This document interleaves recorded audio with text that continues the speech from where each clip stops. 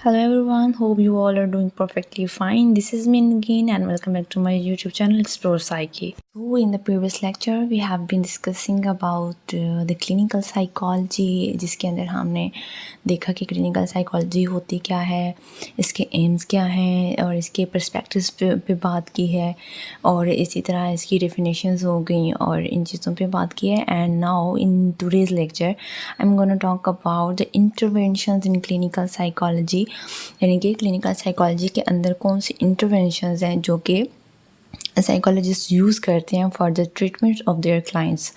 तो इंटरवेंशन जैसे कि एक वर्ड डॉक्टर यूज़ करते हैं अपनी मेडिसिन के लिए या कि इसके लिए ट्रीटमेंट के लिए, तो यहाँ पे साइकोलॉजिस्ट जो होते हैं वो इंटरवेंशन जिनको हम थेरेपीज़ कहते हैं, साइकोथेरेपीज़ जो यूज़ करते हैं उनको हम एज अ ट्रीटमेंट लेते हैं और उसी ट्रीटमेंट को ही हम इंटरवेंशंस कहते हैं. And here is the list of most famous interventions in the field of clinical psychology, which include psychodynamic or psychoanalysis therapy, behavioral therapy, cognitive therapies, cognitive behavioral therapies, humanistic therapy, and integrative or holistic therapy. Number one is psychoanalysis or psychodynamic therapy. इसका concept ये है, psychoanalysis को Sigmund Freud ने दिया था और इसका जो core object कॉन्सेप्ट है वो ये है कि कॉन्शियस अनकॉन्शियस को कॉन्शियस बनाना, to make the unconscious conscious. इसका ये मतलब था कि फ्राइड कहते थे कि जब हम किसी इंसान के अनकॉन्शियस थॉट्स और उसके इमोशंस को हम कॉन्शियसनेस में लेके आते हैं तब हमें उसके इमोशंस, उसके थॉट्स और उसके एक्शंस को समझने में हेल्प मिलती है. क्योंकि उनका बिलीव ही यही था कि हमारे जितने भी साइकोलॉजिकल प्रॉब्लम्स होते हैं वो हमारे अनकॉन्शियस थॉट्स प्रोसेसेस का ही रिज़ल्ट होते हैं. तो साइकोएनालिसिस के अंदर मुख्तलिफ टेक्निक्स यूज़ की जाती हैं और इनको ट्रीटमेंट दिया जाता है. उन टेक्निक्स में आ जाती है free association, dream analysis and नीचे वो सारी हम देखेंगे. फ्री एसोसिएशन में क्या होता है कि फ्री एसोसिएशन के अंदर क्लाइंट्स को जितनी भी उनकी थॉट्स हैं, उनकी फीलिंग्स हैं, उनको वो जैसे ही अगर होती हैं वैसे ही उनको एक्सप्रेस करने दिया जाता है. और ऐसे इसके दौरान जो भी अगर उनकी बातों के दरमियान कोई गैप आ रहा होता है या वो जंप कर जाते हैं तो यहीं से ही साइकोलॉजिस्ट उसको पकड़ते हैं और देखते हैं कि इनके दरमियान एसोसिएशन क्या है या इन जहाँ से उस बंदे ने बात को छोड़ा है या दूसरी बात पे चला गया है, इन सारी चीज़ों के दरमियान वो रिलेशनशिप को अंडरस्टैंड करते हैं. इसके अलावा साइकोएनालिसिस में ड्रीम एनालिसिस का टेक्निक भी यूज़ किया जाता है. इसमें क्या होता है क्योंकि फ्राइड का कहना था that the dreams are royal road to the unconscious. तो थेरेपिस्ट क्या करते हैं कि जो उस अपने क्लाइंट के जो ड्रीम्स होते हैं, फ्री एसोसिएशन के अलावा ड्रीम एनालिसिस की टेक्निक यूज़ की जाती है साइकोएनालिसिस में क्योंकि ये फ्राइड का कहना था that the dreams are the royal road to unconscious. Therapist यूँ करते हैं कि उनके जो क्लाइंट के ड्रीम्स होते हैं उनके सिंबॉलिक मीनिंग को देखते हैं और उनको इंटरप्रेट करते हैं. हर ख्वाब के या हर ड्रीम के दो पार्ट्स होते हैं, एक मैनिफेस्ट कंटेंट होता है और दूसरा लेटेंट कंटेंट होता है. मैनिफेस्ट कंटेंट वो होता है जो कि अपेरेंटली नज़र आ रहा होता है, जो एग्जैक्टली ख्वाब होता है, और लेटेंट कंटेंट वो होता है जो उस ख्वाब के हिडन मीनिंग्स होते हैं या हिडन आइडियाज़ होते हैं जो कि थेरेपिस्ट उनको इंटरप्रेट करता है, वो होते हैं. अब क्या होता है कि क्लाइंट के इन जो हिडन मीनिंग्स होते हैं वो इंटरप्रेट करता है थेरेपिस्ट और फिर देखता है कि इस बंदे के अनकॉन्शियस में कौन सी चीज़ें चल रही हैं. उसके बाद इंटरप्रिटेशन है. इंटरप्रिटेशन क्या होती है कि जो चीज़ें उसके क्लाइंट की देखी गई हैं, उसके थॉट्स, फीलिंग्स, मेमोरीज़ और बिहेवियर्स, उनको एक्सप्लेन करना. जो भी उसकी इनर जो चीज़ें थी, उसके थॉट्स को इंटरप्रेट किया, उसकी फीलिंग्स को, उसके बिहेवियर्स, एक्शन, ये सारी चीज़ें जो थी उनको एक्सप्लेन किया है थेरेपिस्ट ने. इसको कहते हैं इंटरप्रिटेशन. इसके अलावा analysis of resistance and analysis of transference होता है. रेजिस्टेंस होती है जब क्लाइंट आपको किसी बात पे रेजिस्ट कर रहा है या कुछ उसकी जो मेमोरीज़ हैं या उसके कुछ थॉट्स हो गई या उसके कुछ पर्टिकुलर इमोशंस हो गए, उनको जब वो आपसे शेयर या डिस्कस नहीं कर रहा होता है या उनको रिवील नहीं करना चाहता होता है, तो ये होती है रेजिस्टेंस. और यहाँ पे थेरेपिस्ट का ही काम होता है कि वो इस चीज़ को इंटरप्रेट करे, एनालाइज करे कि कहाँ पे उसका क्लाइंट जो है रेजिस्ट कर रहा है और कैसे उसके रेजिस्टेंस को ख़त्म करना है। क्योंकि रेजिस्टेंस जब आती है तो ऑब्वियसली जो थेरेपी की प्रोग्रेस होती है वो उस तरह से इफ़ेक्टिव नहीं हो पाती है, क्योंकि जो मेन चीज़ें होती हैं वहाँ पे उसका क्लाइंट उन चीज़ों को रिवील नहीं करना चाह रहा है जो उसके ट्रीटमेंट में या थेरेपी में उसके लिए बेनिफिशियल हो सकती हैं। And then is the analysis of transference. Transference क्या होती है? ट्रांसपेरेंस होती है is the displacement of patient's feelings and attitudes about his parents, siblings and spouse on to the psychologist. जब जो क्लाइंट होता है उसकी जो फीलिंग्स होती हैं अपने पेरेंट्स के रिलेटेड, सिबलिंग्स हो गए, उसके स्पाउस हो गए, उनके लिए जो उसकी फीलिंग्स होती हैं जब वो अपनी साइकोलॉजिस्ट की तरफ उनको डिस्प्लेस कर रहा होता है, वो होती है ट्रांसफेरेंस। अब ये ट्रांसफेरेंस पॉजिटिव भी हो सकती है और नेगेटिव भी हो सकती है एंड काउंटर ट्रांसफेरेंस भी हो सकती है।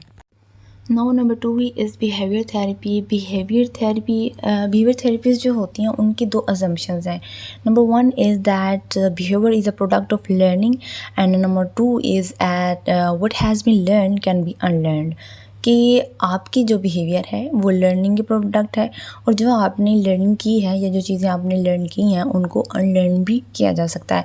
तो बिहेवियर थेरेपिस्ट क्या करते हैं, जो लर्निंग एप्लीकेशंस होते हैं वो डायरेक्टली क्लाइंट्स के जो मेल अडॉप्टिव बिहेवियर्स होते हैं उनको चेंज करने के लिए यूज़ की जाती हैं। अब इसके अंदर कौन से प्रिंसिपल्स यूज़ किए जाते हैं, उसमें आ जाती है classical conditioning, operant conditioning and observational learning. Classical conditioning के अंदर systematic desensitization, exposure therapy and aversion therapy आ जाती हैं।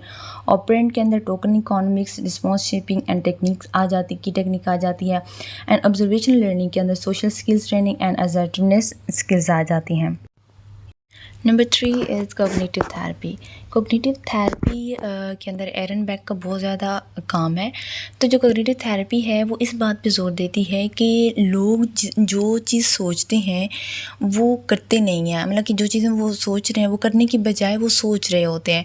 तो कोग्निटिव थेरेपीज़ इसी बात पे ही बिलीव करते हैं कि ये जो डिसफंक्शनल थिंकिंग है, जो कि डिसफंक्शनल इमोशंस और डिसफंक्शनल बिहेवियर्स की तरफ लीड कर रही है, हम इसको उनकी थॉट्स को चेंज करके उनकी फीलिंग और उनके जो एक्शंस हैं उसको यानी कि जो बिहेवियर्स हैं उनको चेंज कर सकते हैं।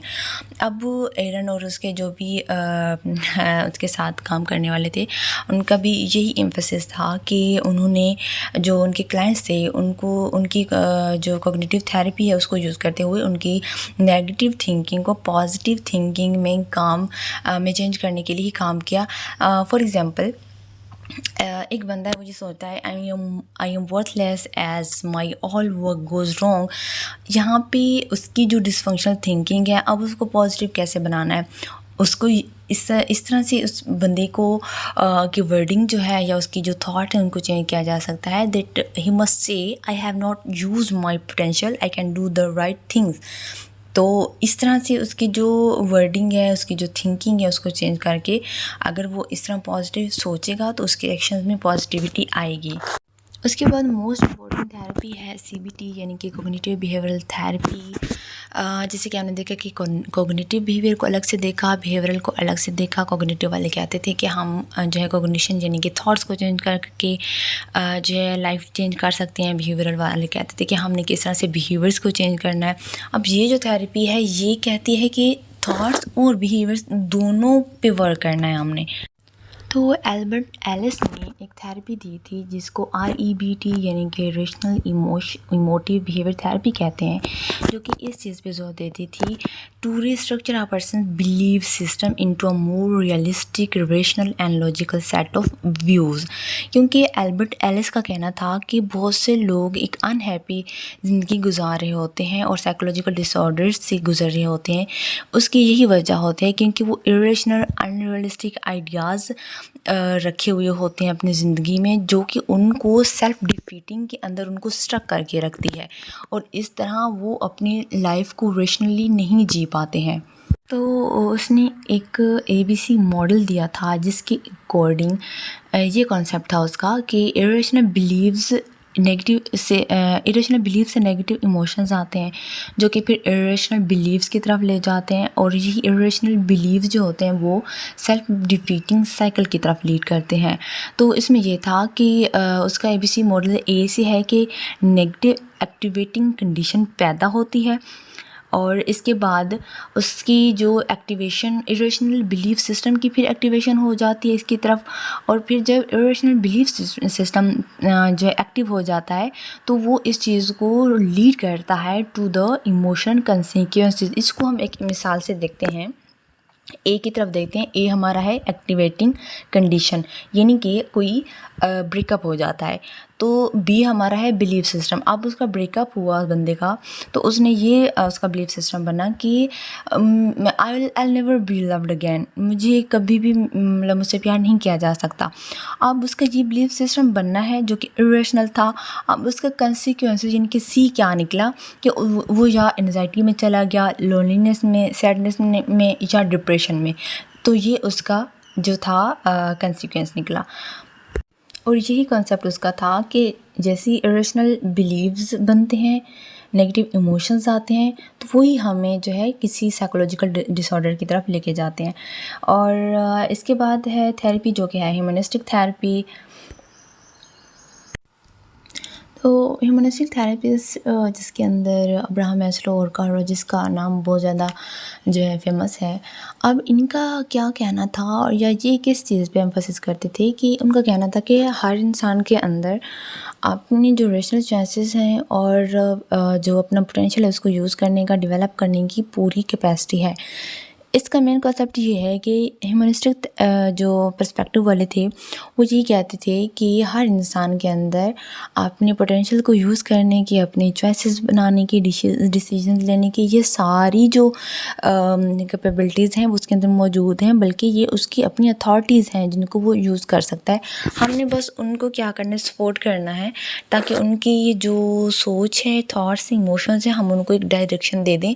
बाकी इसको आप सारा क्लाइंट सेंटर थेरेपी इसलिए ही कहते हैं कि आप बस एक सपोर्टिव इमोशनल क्लाइमेट उस अपने क्लाइंट को देते हैं, ताकि वो जो उसके अनरियलिस्टिक कंडीशंस हैं वर्थ की, वो उनको एलिमिनेट कर सके, और फिर उसको जो यूज़ करते हुए अपनी कैपेसिटीज़ को, कैपेबिलिटीज़ को, अथॉरिटीज़ को वो अपनी लाइफ में खुद ही डिसीजन बना सके और अपनी लाइफ को खुद ही डायरेक्शन दे सके।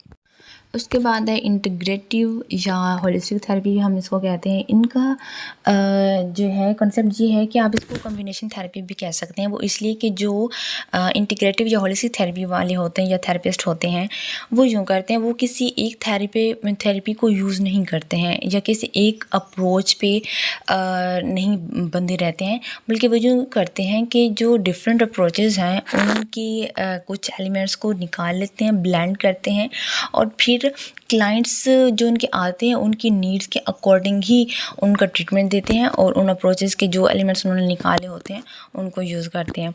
तो ये थी इंटरवेंशंस जो कि क्लिनिकल साइकोलॉजी के अंदर बहुत ज़्यादा यूज़ की जाती हैं। इसके अंदर जो बिहेवियर थेरेपी था उसके जो पार्ट्स थे वो मैंने जो है छोड़ दिए हैं, ताकि उसको नेक्स्ट लेक्चर में कवर कर सकूँ, क्योंकि लेक्चर अगर उनको डिस्कस करने लग जाते तो लेक्चर लंबा हो जाना था। तो उन सारे पार्ट्स को हम इंशाल्लाह नेक्स्ट जो वीडियो उसके अंदर डिस्कस करेंगे। तब तक के लिए गुड बाय, अल्लाह हाफिज़।